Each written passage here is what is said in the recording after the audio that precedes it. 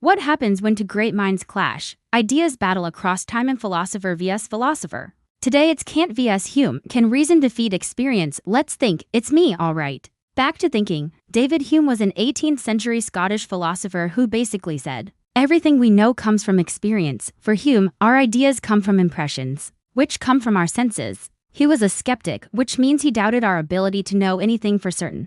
For example, you might say you have a friend named Kyle. Hume would say, well, actually you only have the idea that you have a friend named Kyle. You don't actually know that he exists. And one thing we think we know, cause and effect, is really just a habit of the mind, according to Hume. He said that when we see two billiard balls hitting each other, we don't actually know that one caused the other to move. We just think it's true because it happened to us before. Now enter Immanuel Kant, also an 18th century philosopher, but from Prussia. Kant was shaken awake by Hume's skepticism and said, wait a minute. There's more to knowledge than just experience. The mind has built-in structures that shape our experience. These structures are called categories like time, space, and causality. They're what allow us to take in raw data from our senses and turn it into knowledge. So while Hume thought causation was just a habit of the mind, Kant argued that our minds impose the structure of cause and effect onto our experiences. This is what Kant meant by the Copernican revolution in philosophy. You see, before him, philosophers thought that the mind passively receives knowledge from the world.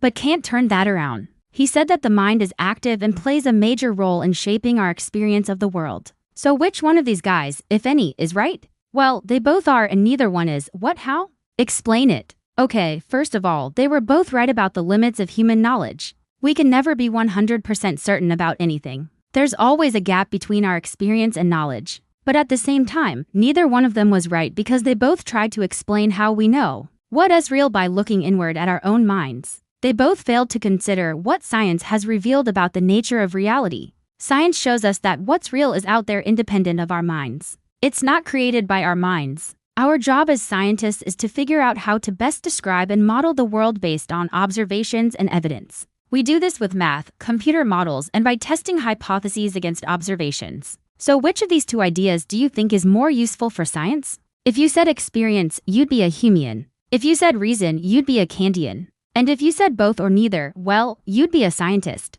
That's right. You're a scientist. Now go change the world. This was episode 3 of Philosopher vs. Philosopher. If you liked it, subscribe and leave a comment. Who should we feature in the next episode? Should it be Descartes versus Spinoza? Russell versus Wittgenstein? It's up to you. Until next time, it's me, keep thinking.